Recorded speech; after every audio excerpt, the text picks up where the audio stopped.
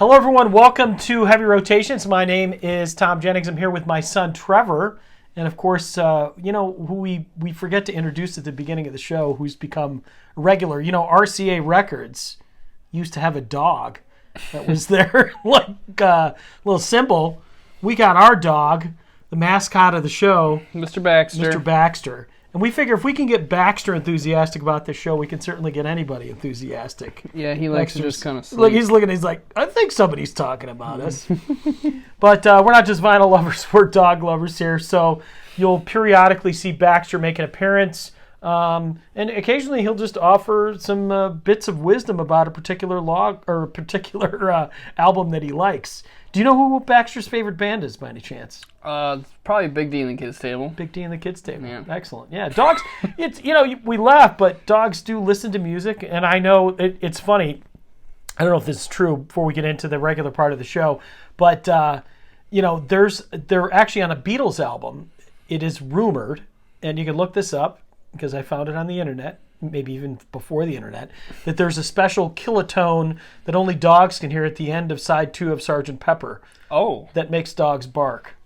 So. Really? Yes. So we'll have to maybe test that one of these days, although we don't want poor Baxter wouldn't be harmed during the test, but nonetheless, that could be Baxter's contribution to the show to let us know if he can hear the kilotone in the Beatles Sgt. Pepper. I've only heard him bark like twice, too. He's not a barker. Not a barker? So it'd be interesting if that actually happened. Then we'd kind of know. Then we'd know for sure. Because he doesn't just bark at anything. And we haven't done any Beatles yet, so maybe I'll see if I can find an early copy of Sgt. Pepper. So today, we've actually been very fortunate because we went from kind of this format where we exchange albums. Last week, if you spent any time with us, we were at Hi-Fi Hits in Williamsville. And this week, we had someone actually send in a video to share an album with us. And it's Gregg Juke from Juke's Joint, who's got his own video thing going on. So we're doing a little bit of cross-promotion for Gregg. We appreciate his submission. And Gregg should certainly check out his show. Check out his show. And you know what instrument Gregg Juke happens to play? What is it? Just guess. Is it drums? It is drums, yes. I love you. Which will probably come into play when we talk about this album. I'll let Gregg introduce the album, so we'll cut away to him. This is just a quick intro, and then we'll come back and we'll talk about what Gregg chose for us. Hey everybody, Gregg Juke here from Juke's Joint on YouTube, here in the Triathlonic Lounge. And I am here on behalf of Tom Jennings, a friend of mine, and his son Trevor, who have a great show also on YouTube called Heavy Rotations. Vinyl-oriented. If you're part of the vinyl community, interested in records or just good music, you're going to want to head over there, check out some of their programs, and subscribe. But they discuss records, they analyze, they listen to, and they break it all down for you. So they asked me to give them something, present something for them to check out and discuss on the program. And we decided on King Crimson's Beat. This is the 80s version of King Crimson. It's a great record. It's the follow-up to Discipline, which is also a great record. And there's a lot I could say about this, but I'm not going to because we're going to leave it to them. So take it away, Tom and Trevor, and tell us all about King Crimson's Beat. Well, wasn't that fun? Yeah, it was. Yes, it absolutely was. But, again, we really appreciate Gregg's contribution. And, Gregg and I were talking and kind of going through some different bands that we both liked. And, if I remember correctly, he's a jazz player. He's a very accomplished drummer. And so he decided to pick a band that really uses some incredibly unique rhythms on all of their albums. And instruments. And sounds, instruments, yep. And everything. Very unique in every aspect. So I think I'm going to shift over to you because I know a lot about King Crimson. But the difference is that you don't know a lot about King Crimson. No, so you kind of went into this thing, listening to this album really from a not knowing what to expect. But me, I'm very familiar with this album. I'm very familiar with King Crimson. So what do you got for us? So the only my only knowledge of King Crimson is 21st Century Schizoid band. That's really it. And then I know that they're very popular. I've kind of known them to have kind of like a cult following, and correct me if I'm wrong, but that's kind of what I've gathered from them, is they have a very devoted following. I didn't really know what their sound was or anything outside of that. I put on this album, and I immediately was just like, wow, this is like some spacey, like out there kind of stuff. But the drummer and the rhythms that they play are incredible and very technical and very just amazing to listen to, and I kind of fell in love with it. The other thing that caught my attention, which is very weird, was it sounded very 80s somehow. Mm-hmm. And this was released, I looked it up, it's in 82, but they've been around, they started out like in the 70s, went through the 80s, and they have a huge catalog, by the way, like an unbelievable amount of albums that they've released. And I don't know what made it sound 80s. I couldn't put a pin on it, but I mean, it was like, wow, this is an 80s record, but it didn't sound like an 80s band. But the album just took me by surprise. I mean, the song that I think was the best was Neurotica. There's like a whistle in it. There's car horns. There's just like, it gets crazy. And the whole album just takes you on this ride. And it kind of opened the door for me to like check out some more King Crimson, honestly. Like, I can't believe I've been kind of sleeping on them and not really listening to them, other than that 21st Century Schizoid, man. I mean, I definitely want to listen to more of the percussion and the drumming that he does. I mean, you look at the list on here, and it's like the instruments, like Robert Fripp plays guitar, organ, and Frippertronics, which I didn't know what that was, but apparently that's when you do looping before the loop pedal, you do tape looping. And then they have the bass player, the first thing it says is stick, and then bass guitar, support vocal, which apparently you showed me the video of, which if we can find, we'll cut away to that real quick. We'll cut away to that, Tony Levin. Apparently he plays these sticks and just like bangs on the bass strings like that. Yep. It's unbelievable. And then they just list, the drummer is just called Drumming, and he's just amazing to listen to. But that was kind of what I gathered from this album, and I definitely, appreciate the submission, because I honestly think it's going to turn me into a King Crimson fan after listening to this.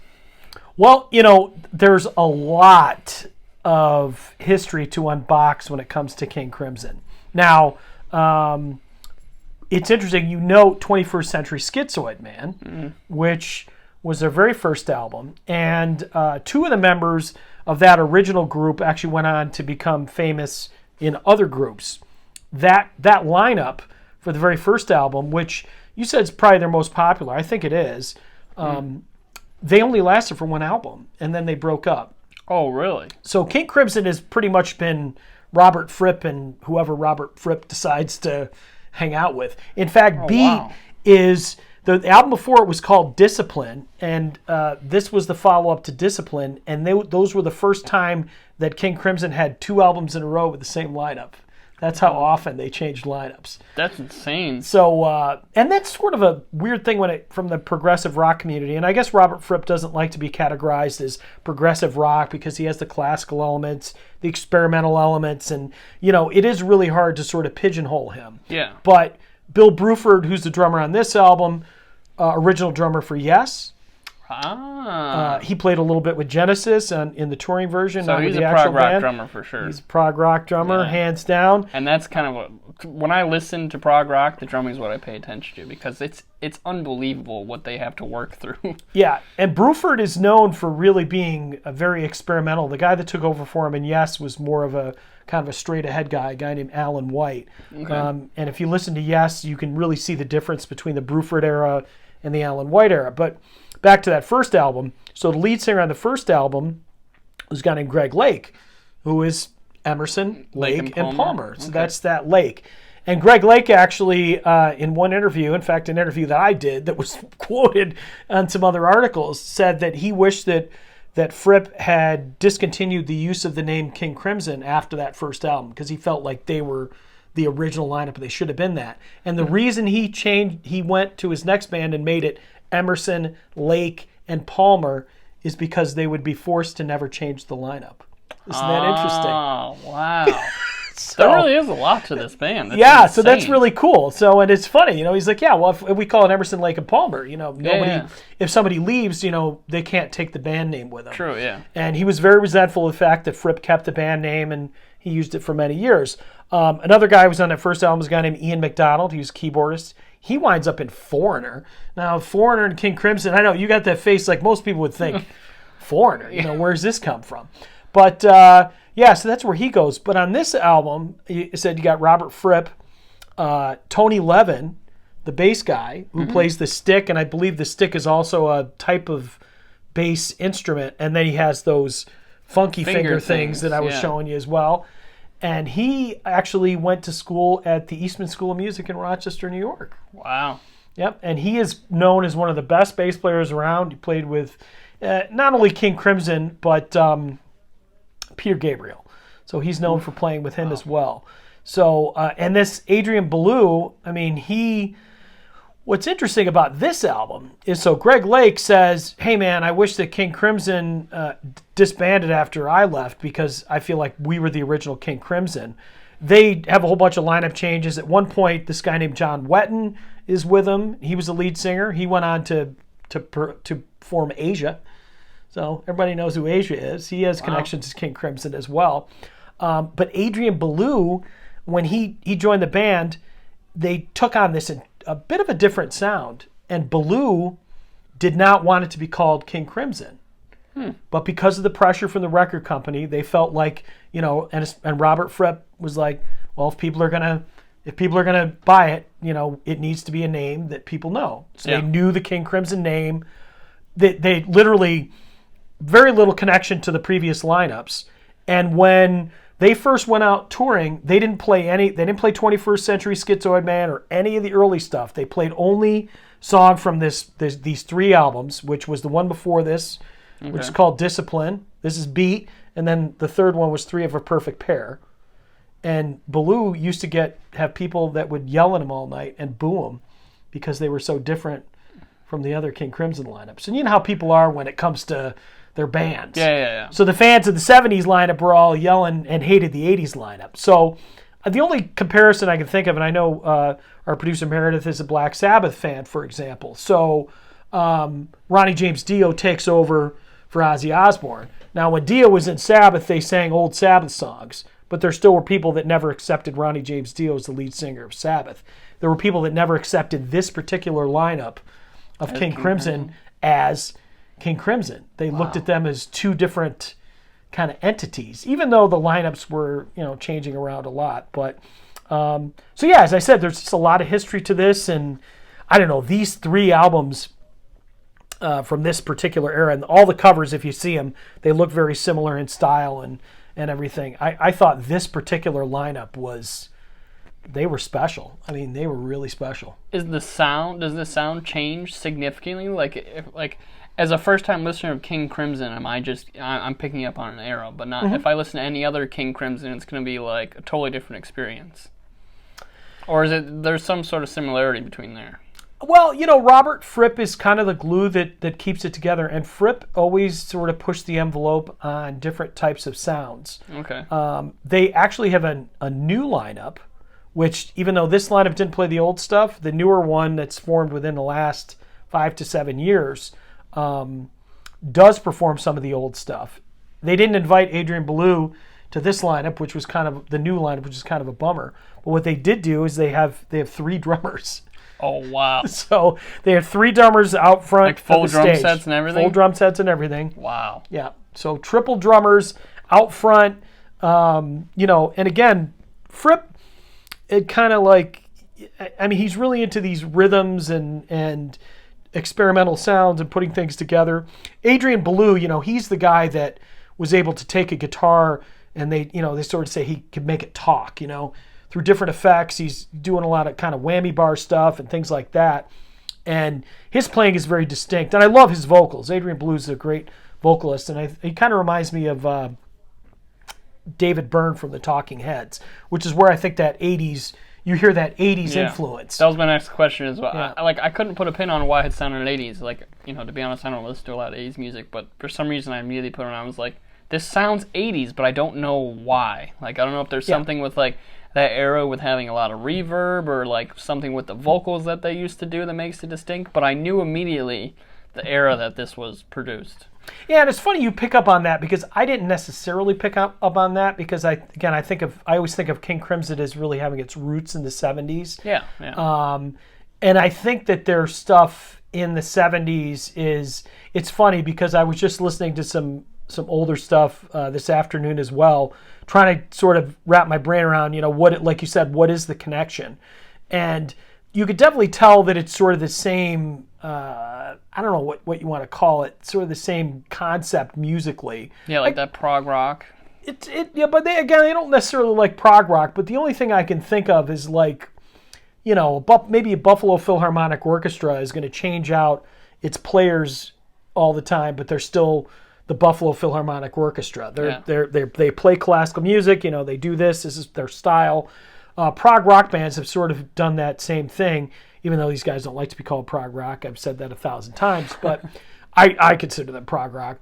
Prog rock bands tend to interchange members and everything like that. So then it becomes more of a sort of a concept. To me, King Crimson, if I think of their concept, and maybe I'm not the greatest, musicologist or music professor or anything like that, but the concept I think of them is that they're just very experimental, that there's no sound that's off limits, there's no rhythm that's signature that's off limits. They try to create unique music. They try to create music out of chaos, right? Yeah. Because don't you think a lot of this is pretty chaotic? Yeah, and somehow it works. Like, you listen to erotica and, like, I remember putting it on and I'm just like, what is going on right now? There's just, like, all this noise, but it's, like, working, and then by the end of the song, I'm just like, this is a great song. Like, they just created art out of all this noise. Like, it's amazing. It's almost like early noise rock or something. Yeah. Or, if we look at the art world, Jackson Pollock, I'm not one that gets Jackson Pollock. I mean, I don't, I go to an art museum but I talk to people that do get Jackson Pollock, and that's, I think, the same kind of thing. I mean, there's probably these people that just don't get King Crimson. They go, sounds like a bunch of noise. So maybe you look at a Jackson Pollock painting and it looks like a kindergartner slapped paint on the wall. Right. But people that understand art, maybe better than I do, or appreciate it in a different way than I do, they see something in that is beautiful. And I think, and again, I think out of this chaos or whatever you want to call it with King Crimson, they've just, and again, it's so hard to put a finger on them because they are so unique. Like just, you could put them in the prog rock category, but there's no other band that's quite like them. Right, and art, in all forms is very subjective, so you always insert your own experiences and things into it. So, King Crimson can speak to different people in the same way that Jackson Pollock can. You don't necessarily have to understand art or understand music, but your own experiences, what you've listened to in the past, maybe what instrument you play, or all kind of influence why you like it or not. Right, and I think, I'm not saying this is a joke or a knock on anybody, but I think too that this is the kind of music that appealed to people that were smoking weed back in the 70s and 80s. Jazz cigarettes, whatever. But, the reality is that, you think about bands like Pink Floyd or, the Grateful Dead or things like that, when you're smoking marijuana back in the 80s, 70s, and 80s when it was a very communal experience, you'd throw an album on. And when the album's got kind of a lot going on, it sort of, it takes over the room and what you're doing. Yeah. Like, this is definitely one of those albums you put on, and this is what you're doing. You're listening to this album. Yeah. And it's not something that you could ever just put on in the background. Like, I would never just, like, have this on. Like, it's like, if it's on, that's what I'm doing for the next, however long this album is, and I'm listening to this and being very aware of what's going on. Yeah, I mean, it's almost hard to read a book to this album as well. Yeah, you can't do anything. You just have to listen to it. Like, it's just, you put it on, and that's, and that's what albums are kind of supposed to be, depending on, what you like and stuff. Right. I mean, this is not an album. I mean, I've actually played this at the bar that I work at on weekends. And, obviously I'd get like what is going on? What is this? What are you playing? But again, there's some stuff on here that's clearly accessible. I mean, if you haven't listened to King Crimson before, it's almost like, I don't even know if you did a Pandora of King Crimson, what you'd get. Right. I mean, I looked. I was looking on Spotify, and they have an incredible catalog. Yeah. It is vast. Yeah. And it's just unbelievable. Now knowing that all these different lineups, it's just like, man, there's a lot to unbox with this band and a lot to explore. Like, yeah, no, it's a crazy. whole open It's thing. crazy because they all kind of intertwine and weave together. Again, like Tony Levin, as I said, we played with Peter Gabriel and many other people. Have you ever seen them live? Never. No, Oh man, this close. I was this close to catching them about I think it was 3 years ago. They came to Rochester, but okay. they and around this time, this Adrian Belew lineup, they came to the Rochester Auditorium Theater, and I couldn't get tickets. I had a friend of mine who was, they were, they were playing like 2,000 seat venues around this time, but they were one of those bands that, they weren't going to fill an arena, but wherever they played, they were going to sell out. It was still and it was a hard ticket to get. You didn't get a lot of, like the Grateful Dead, when the Grateful Dead was playing arenas, they always sold out, and it was kind of hard to get tickets because the people that bought the tickets were going. Today, people buy tickets to concerts Just to sell them. Yeah, you just didn't see, there wasn't, that secondary market didn't exist for a lot of bands.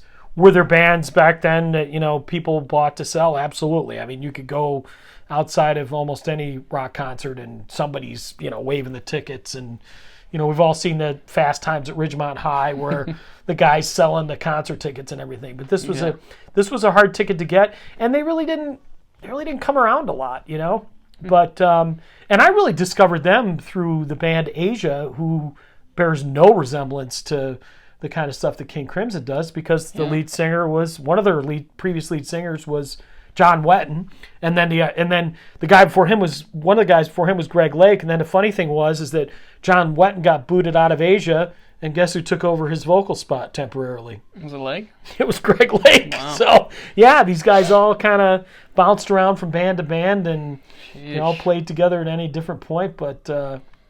It's just good stuff, huge though. Huge spider web. But I'm glad you enjoyed it. As I said, I think Greg, when he picked this album out, he's like a guy who knows music and is really into some interesting stuff. He's gave me a really cool compilation CD of some Buffalo music and whatnot, and cool. I enjoyed that. But I think the director is telling us we need to wrap up. We're probably at like the 55-minute mark or something like that. That's how these episodes have been getting longer and longer as we go. Well, as long as you're watching them, that's all that matters. You can always zoom through, so you don't like the blabble.